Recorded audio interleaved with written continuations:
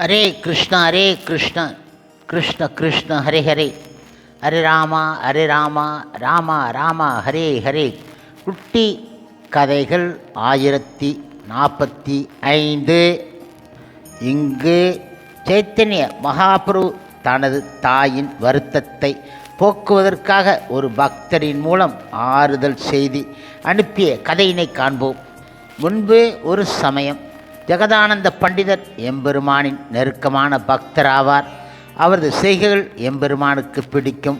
தனது பிரிவால் வாடும் தனது தாயாருக்கு ஆறுதல் கூறுவதற்காக ஜெகதானந்த பண்டிதரை ஒவ்வொரு வருடமும் நவதீபத்திற்கு அனுப்பி வைத்தார். பூரியிலிருந்து மகாபிரபு தனது தாயாருக்கு தனது வணக்கத்தையும் அவர் பாத ஸ்பரிஷ உணர்வையும் அனுப்பி வைப்பார். தினமும் நான் இங்கு வந்து உன் பாதத்தை வணங்குகின்றேன். நீ எப்பொழுதும் எனக்கு உணவளிக்க விரும்பினாலும் நீ அளிப்பதை நிச்சயம் வந்து முகமலர்ச்சியுடன் ஏற்றுக்கொள்கின்றேன்.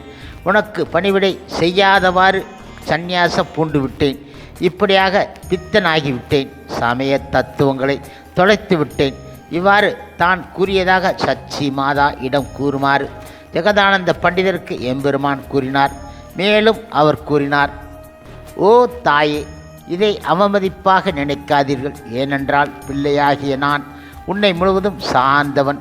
நின் ஆணைப்படி நான் ஜெகநாதபுரியில் தங்கியிருக்கிறேன். நான் உயிர் வாழும் வரை இந்த இடத்தை விட்டுவிட்டு அகலமாட்டேன். பரமானந்த பூரியின் ஆணையை அடுத்து மகாபுரு இடையர்குல சிறுவனாக ஸ்ரீ ஜெகநாத அலங்காரம் ஏற்கும் வைபவத்தின் போது அவருக்கு சார்த்தப்பட்ட வஸ்திரத்தை தாயாருக்கு அனுப்பி வைத்தார். இது தவிர முதல் தரமான ஜெகநாதர் பிரசாதத்தை வரவழைத்து அதை துணியில் சுத்தி தாய்க்காக நாடியா பக்தர்களுக்காக அனுப்பி வைத்தார். சந்நியாசம் ஏற்ற பிற்பாடு கூட அவர் தாயாருக்கு சேவை செய்து வந்தார். அவர் நாடியாவுக்கு ஜெகதானந்த பண்டிதர் திரும்பியவுடன் அவர் முதலில் சச்சி மாதாவை சென்று பார்த்து நமஸ்கரித்து எம்பெருமான் கூறிய தகவல்களை அவளிடம் தெரிவித்தார். அப்புறம் ஜெகதானந்த பண்டிதர் அத்வைத ஆச்சாரியர் உள்ளிட்ட பிற பக்தர்களை சந்தித்து அவர்களுக்கு ஜெகநாதரின் பிரசாதத்தை அளித்தார். ஒரு மாதம் நவதீபத்தில் தங்கிய பிறகு சச்சி மாதா இடம் அத்வைத ஆச்சாரி இடம் விடைபெற்று சென்றார். ஜெகதானந்த பண்டிதர் ஜெகநாதபுரியை நோக்கி சைத்தன்ய மகாபுரு இடம் சொல்வதற்காக தகவல் ஒன்றை அத்வைத ஆச்சாரிய ஜெகதானந்த பண்டிதரிடம் கூறினார். இந்த தகவல் 14 வரி பாடல் வடிவத்தில் அமைந்து இருந்தன. பொருளும் பாசியும் புரியாத காணல் இது. எம்பெருமான் மட்டுமே இதன் சூத்திரங்களை புரிந்து கொள்ளக்கூடியவர். இந்த காணலில் முதலாக மகாபிரபுவுக்கு தனது வணக்கத்தை அத்வைத ஆச்சாரி தெரிவிக்கின்றார். இப்படி ஆயிரம் நமஸ்காரங்களுக்கு பிறகு தன் ஹிருதயத்தை திறக்கின்றார்.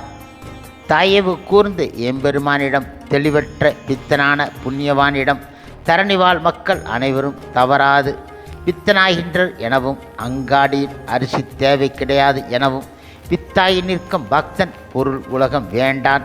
பித்தாகிய பக்தன் அத்வைத ஆச்சாரியர் பேசினார். இந்த வார்த்தைகளை என எடுத்து சொல்லவும் எம்பெருமானிடம் எல்லாவற்றையும் எதையும் விடாமல் கூறவும் அத்வைத ஆச்சாரின் வார்த்தைகளை கேட்டதும் ஜெகதானந்த பண்டிதர் சிரித்தார். ஜெகநாதபுரிக்கு திரும்பியதும் எம்பெருமானிடம் எல்லாவற்றையும் ஒப்பித்தார். அத்வைத ஆச்சாரின் காணலை கேட்டதும் எம்பெருமான் புன்முறுவல் பூத்தார். இது அவருடைய கட்டளை என்றார். சொரூப் தாமோதராவுக்கு இந்த ரகசியம் தெரிந்து இருந்த போதிலும் எம்பெருமானிடம் காணலின் அர்த்தத்தை கேட்டார். அவர் எம்பெருமான் கூறினார், அத்வைத ஆச்சாரியா பகவானின் பரமபக்தர். வேத நூட்கள் கூறும் தார்மீக நெறிகளை கடைப்பிடிப்பவர். பகவானை அழைத்து வணங்குபவர். எனவே மூர்த்தியை சில காலம் தன்னிடம் வைத்து கொண்டு பூஜித்து வணங்கிய பின்பு அதனை வேறு எங்காவது அனுப்பிவிடுவார். இந்த காணல் எனக்கு புரிய கிடையாது. அத்வைத பிரபுவின் மனதில் என்ன இருக்கிறது என்பது எனக்கு தெரியாது. அத்வைத ஆச்சாரியர் மாபெரும் தபசி. அவர் யாராலும் புரிந்து கொள்ள முடியாது. என்னாலும் புரிந்து கொள்ள முடியாத பாடல்களை எழுதுவதில் அவர் ஆற்றல் பெற்றவர். இதனை கேட்டதும் பக்தர்கள் எல்லோரும் ஆச்சரியமடைந்தார்கள். சொரூப் தாமோதரா மட்டும் மனவாட்டத்துடன் காணப்பட்டார். அன்றிலிருந்து மகாபுருவின் உணர்ச்சி வசப்பட்ட நிலை குறிப்பிடத்தக்கவாறு மாறின. கண்ணனை பிரிந்த ஏக்கம் அவரை மிக மிக வாட்டின. திருமதி ராதாராணி அனுபவித்த பிரிவு வேதனை எம்பெருமான் அனுபவிக்க அவரது செய்கைகள் அபத்தமாக உன்மத்தமாக பரிமாணம் எடுத்தன. ஒரு தடவை திடீரென மகாபுரு மதுரா புறப்படும் போது பகவான் கிருஷ்ணர் அனுபவித்த அதே மனநிலையை தானும் அனுபவித்தார். ராமானந்தராயின் கழுத்தை இறுக்கி கட்டிக்கொண்டு மகாபுரு பைத்தியம் பிடித்தவர் போல் சுரூப் தாமோதரா இடம் இவரை தனது கோபி தோழி என கருதி கேள்வி கேட்டார் அவர். முன்னம் ஒரு காலத்தில் திருமதி ராதாராணி தன் நெருங்கிய தோழி விசாகா இடம் கண்ணன் போன மாயத்தை விசாரித்து புலம்பிய அதே கவிதையை இப்போது எம்பெருமான் சொல்லி அதன் அர்த்தத்தை விளக்கினார். நந்த மகாராஜன் குடும்பம் பால் கடல் போன்றது. இந்த கடலில் இருந்து எழுகின்ற முழுமதி கண்ணன் இந்த முழுமதி பிரபஞ்சத்தை ஒளியூட்டக்கூடியது. விரஜபூமி வாசியின் கண்கள் சகோர பட்சி போன்றவை. இந்த சகோர பட்சி பகவானின் மேனி ஒளி என்ற அமிர்தத்தை தொடர்ந்து பருகி அமைதியாக வாழ்கின்றது. ஓ பிரிய தோழி, கிருஷ்ணர் எங்கே? தயவு செய்து அவரை எனக்கு காட்டுங்கள். அவரை ஒரு நொடி காணாவிட்டாலும் என் ஹிருதயம் வெடித்துவிடும். தாமதம் வேண்டாம். தயவு செய்து கண்ணனை காட்டவும், இல்லாவிட்டால் என்னால் வாழ முடியாது என்றார் அவர். விருந்தாவன மங்கையர்கள் அள்ளி மலர்கள், காமக்கனியில் கருகும் மலர்கள். ஆனால் சந்திரன் போன்ற கிருஷ்ணரே தன் கரம் என்ற அமிர்தம் வழங்கி அவர்களை மகிழ்விக்கின்றார். என் பிரிய தோழி எங்கே? எனது சந்திரன், அவனை என் கண்ணில் காட்டும். என் உயிரை காப்பாற்று. இங்கே அந்த மயிர்பீலி அணிகலன், திடீரென கிளம்பிய மேகத்தை அலங்கரிக்கும் வானவில், அது எங்கே? மின்னல் போல் பளிச்சிடும் அந்த மஞ்சள் ஆடைகள் எங்கே? வானில் பறக்கும் பறவைகள் கூட்டம் அணிகலன் போல கோர்வையாக பறந்து செல்கின்றன. இத்து மாயவனின் கழுத்தை அலங்கரிக்கும் முத்துமாலை வடிவத்தில் தெரிகின்றன. எங்கே அந்த முத்துமாலை? கண்ணனின் கருமை முன் உருமுகின்ற மேகம் பிச்சை எடுக்க வேண்டும். ஒருவன் ஒரு தடவை கிருஷ்ணரின் அழகு உடலை பார்த்தாலே போதும், அஃது அவன் மனதில் படிந்துவிடும். அவரின் உடல் மாமரத்தின் பால். பெண்கள் மனதில் இந்த பால் புகுந்து விட்டால் எவ்வளவு முயன்றாலும் அதை வெளியே தள்ள முடியாது. இப்படியாக கண்ணனின் உடல் காட்டு இலந்தை பல மர முள் போல். மேனி ஒளியோ இந்திர நீலக்கல்லை விட பளபளப்பானது, தமால மரத்தை விட பளபளப்பானது. அவர் மேனி ஒளி உலகத்தை பித்தாகச் செய்யும். ஏனென்றால் இறைவன் அதை கண்ணாடி போல ஆக்கி இருக்கின்றான். தாம்பத்திய காதல் என்ற ரசத்துடன் சற்று போதையும் சேர்த்து உள்ளான் அந்த உடலில். பகவான் கிருஷ்ணரின் புல்லாங்குழலின் மதுர துணி உருவுகின்ற மேகங்களை விஞ்சுகின்றன. உலகமே இந்த மதுர கானத்தை காது கொடுத்து கேட்கின்றன. இவ்வாறு விருந்தாவனவாசிகள் எழுந்து இந்த துணியை தேடிச் செல்கின்றார்கள். அதே சமயம் கண்ணனின் தேக அமிர்தத்தை மழை நீரை வெக்கையுடன் பருகும் சகோர பட்சி போல பருகுகின்றார்கள். பகவான் கிருஷ்ணர் கலை கலாச்சாரம் இவற்றின் தேக்கம் என் உயிரை காப்பாற்றும் சர்வரோக நிவாரணி. என் இனிய நண்பர்களிலும் இனிய நண்பனான கண்ணன் இல்லாத என் வாழ்நாள் வீணாகும். கடவுள் என்னை இப்படி பலவிதத்திலும் ஏமாற்றி விட்டாரே. வாழ பிடிக்காதவன் வாழ்நாளை ஏன் இறைவன் கூட்டிக் கொண்டே போக வேண்டும்? இந்த நினைப்பு ஸ்ரீ சைத்தன்ய மகாபுரோடும் கொதிப்பையும் புலம்பலையும் உசுப்பி விட்டன. இறைவனை நிந்தித்து கண்ணனை குற்றம் சாட்டும் ஸ்ரீமத் பாகவத செய்யுள் ஒன்றை அவர் கூறிக்கொண்டே இருந்தார். தெய்வமே, ஏது கருணை உன்னிடம் உள்ளங்களை ஒன்று சேர்க்கின்றாய். நட்பு பாசம் வாயிலாக உயிர் வாழும் ஆசை நிறைவேறும் முன்னரே நீ அவர்களை பிரித்து வருகின்றாய் சிறுபிள்ளைத்தனமாக. இந்த செய்யுளை அக்ரூரர் கிருஷ்ணரையும் பலராமரையும் மதுரா அழைத்து சென்றபோது கோவியர்கள் பாடியதாக ஸ்ரீமத் பாகவதம் கூறுகின்றது. ஓ தெய்வமே, காதல் விவகாரங்கள் உனக்கு தெரியாது. ஆகையால் எங்கள் எல்லா முயற்சிகளையும் நீ சிதறடித்து விட்டாய். இது சிறுபிள்ளைத்தனம். உன்னை பிடிக்க முடியுமானால் சரியான பாடம் உனக்கு புகட்டுவோம். மறுபடியும் அவ்வாறு செய்ய துணிய மாட்டாய். ஓ கொடும் தெய்வமே, நீ கல் நெஞ்சன். முன்பின் தெரியாதவர்களை காதலில் சிக்க வைக்கின்றாய். பிறகு அவர்களை சந்திக்க வைக்கின்றாய். அவர்கள் ஆசை நிறைவேறும் முன் அவர்களை பிரித்து விடுகின்றாய். கடவுளே, நீ துளியும் தயை அற்றவன். நீ அழகான கண்ணன் முகத்தை காட்டுகின்றாய். இப்படி காட்டுவதால் மனமும் கண்களும் பேராசை பிடிக்கின்றன. இந்த அவயங்கள் அந்த அமிர்தத்தை குடித்த ஒரு நொடிப்பொழுதில் நீ கிருஷ்ணரை எங்கோ அழைத்துச் செல்கின்றாய். இது மா பாவம். ஏனென்றால் நீ தானமாக கொடுத்ததை நீயே எடுத்துக்கொள்கின்றாய். ஓ நெறி தவறிய தெய்வமே, அக்குருள் செய்த காரியத்திற்கு நான் எப்படி பொறுப்பாக முடியும் என கேட்கலாம். நீயல்லவா அக்குருள் உருவத்தில் வந்து கண்ணனை கவர்ந்து சென்றாய். வேறு யாரிடம் இப்படி நடந்து கொள்ள மாட்டாய். பின்பு எதற்காக நான் தேவையில்லாமல் உங்களை குற்றம் சாட்ட வேண்டும்? நம் இருவருக்கும் நெருங்கிய உறவு கிடையாது. ஆனால் கண்ணன் மட்டும் என் ஜீவனும் ஆத்மா ஆகும். நாங்கள் 2 பேரும் தான் சேர்ந்து வாழ்பவர்கள். அவரோ மிகவும் கொடியவனாகிவிட்டார். யாருக்காக நான் எல்லாவற்றையும் விட்டுவிட்டேனோ அவரே தன் கரங்களால் என்னை கொள்கின்றார். பெண்களை கொல்ல கண்ணன் அஞ்ச மாட்டார் போலும். அவர் இல்லாததால் நான் செத்து கொண்டே இருக்கின்றேன். இருந்தாலும் அவர் என் பக்கம் திரும்பிக்கூட பார்ப்பது கிடையாது. நொடியில் எங்கள் காதல் உறவை அவர் துண்டித்து விட்டாரே. மறுபடியும் நான் எதற்காக கிருஷ்ணரிடம் கோபிக்க வேண்டும்? ஏனென்றால் நடந்ததற்கு காரணம் விதி. என் பாவச் செயல்கள் என்னையே எப்போதும் சார்ந்திருக்கச் செய்யும். கிருஷ்ணரை என்னிடம் பாராமுகமாக நடந்து கொள்ளச் செய்து விட்டன. அதாவது என் துர்ப்பாக்கியம் வலுவானது ஆகும்.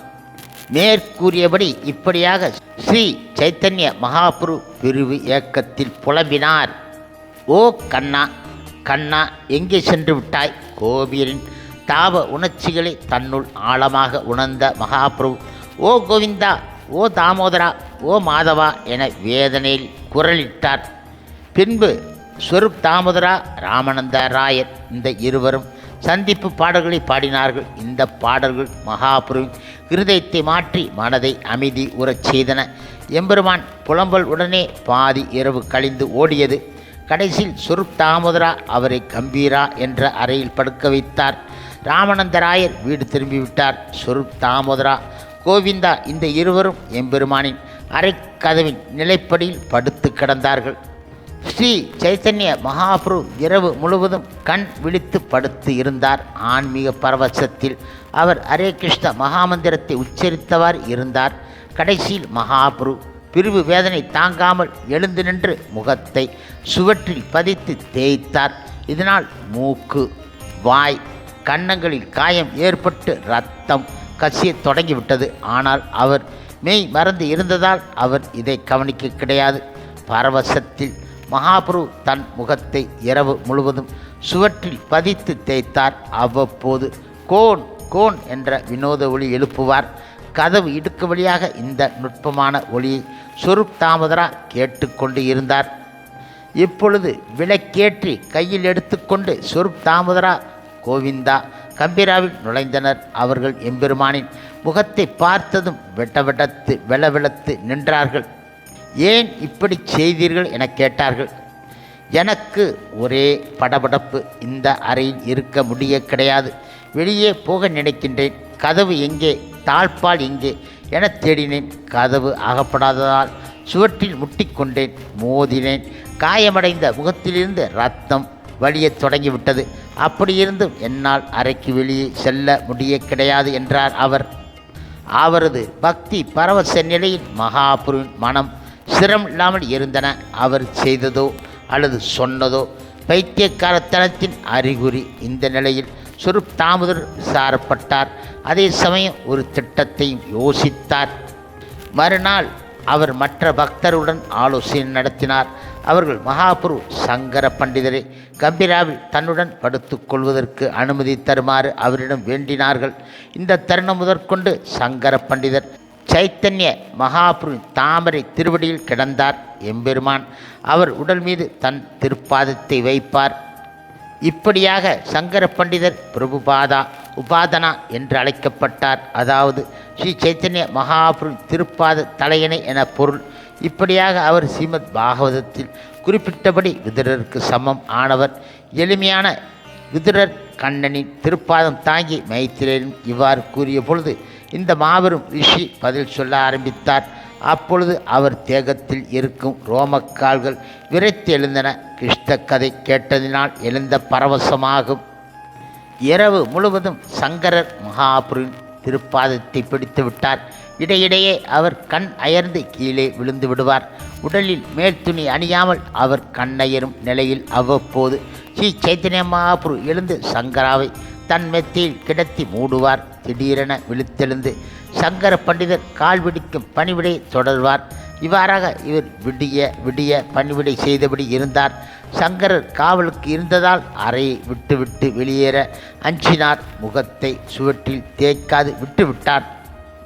ஓர் வைசாக பௌர்ணமி அன்று ஏப்ரல் மே அதாவது சித்ரா பௌர்ணமி அன்று மகாபுரு ஜெகநாத வல்லப தோட்டத்திற்கு சென்றார் பக்தர்களுடன். இந்த தோட்டத்தில் விருந்தாவனம் போன்று செடிகளும் மரங்களும் காய்த்து குலுங்கின. மெல்லிய பூங்காற்று வீசியது. மலர்களின் வாசம் எங்கும் பரவின. வண்டுகளின் ரீங்காரம் பறவைகளின் ஒளி தோட்டத்தின் அழகிற்கு அழகு சேர்த்தன. இந்த ரம்மியமான சூழ்நிலையில் இந்த மென் பூங்காற்று குருவாய் மாறி செடிகளுக்கும் மரங்களுக்கும் எப்படி நடனம் ஆடுவது என சொல்லித் தருவது போல் இருந்தன. 6 பருவங்களில் ஒன்றான வசந்தம் இப்போது ஆட்சி செய்தன. பௌர்ணமி நிலவு செடிகளையும் மரங்களையும் பட்டொளி வீசி பளபளக்கச் செய்தன. இந்த தோட்டத்தை பார்த்ததும் மகாபுரு மிக மிக உவகை அடைந்தார். இந்த ரம்மியமான சூழ்நிலையில் தனது பக்தர்களை கீதா கோவிந்தத்திலிருந்து ஒரு பாடலை பாடச் செய்தார். மகாபுரு சில சமயம் கூத்தாடுவார். ஒவ்வொரு மரத்தடியில் கொடியை சுற்றியும் திடீரென அசோக மரத்தடியில் ஸ்ரீ சைத்தன்ய மகாபுரு ஸ்ரீ கிருஷ்ணரை கண்டார். சைத்தன்ய மகாபுரு கிருஷ்ணரை சந்திக்க வேகமாக ஓடும் சமயத்தில் பகவான் கிருஷ்ணரை சிமிட்டி மறைந்தார். முதலில் கண்ணனை பார்த்ததும் பிறகு அவர் மறைந்தது. எம்பெருமானை வாட்டி வதைக்க அவர் தரையில் சாய்ந்தார். தோட்டம் முழுவதும் கண்ணனின் தெய்வீக உடல் மனம் பரவியது. இதை நுகர்ந்த நிலையில் எம்பெருமான் மயக்கமடைந்தார். இருந்தாலும் அவர் நாசிகளில் அந்த தெய்வீக வாசம் நுழைந்து அவரை புலங்காயுதம் அடையச் செய்தன. முழுமுதற் கடவுள் மற்றும் பரம புருஷ பகவான் ஸ்ரீ கிருஷ்ணரின் தூய பக்தரான திருமதி ராதாராணி தன் தோழியரிடம் கண்ணனின் உடல் வாசத்திற்கு இயங்குவதாக கூறியிருந்தால் இப்பொழுது மகாபுரு அதே பாடலை பாடினார். பிறகு தானே அதன் அர்த்தத்தை விளக்கினார். கண்ணனின் உடல் மனம் கஸ்தூரி வாசனை விட உயர்ந்தது. மங்கையர் மனதை கொள்ளையிடுவது. அவர் தேகத்தில் இருக்கும் 8 தாமரை போன்ற அவயங்களும் பச்சை கற்பூரம் கலந்த தாமரை மலர்கள் பரப்பும் நறுமணத்தை வழங்குகின்றன. கண்ணனின் உடலில் கஸ்தூரி, பச்சை கற்பூரம், சந்தனம் போன்ற வாசனாதி திரவியங்களால் பூசப்பட்டதாகும். பிரிய தோழியே, அந்த புருஷோத்தமன் மன்மதனை வசீகரிக்கும் மதன மோகனன், என் நாசியின் தாபத்தை அதிகரிக்கச் செய்பவன் என்றார் அவர். கண்ணனின் மேனிவாசம் கஸ்தூரி நீலத்தாமரின் வாசத்தை மிஞ்சக்கூடியது. 7-14 லோகங்களின் இந்த வாசம் மையல் கொள்ளச் செய்து பெண்களின் கண்ணை கட்டிவிடும்.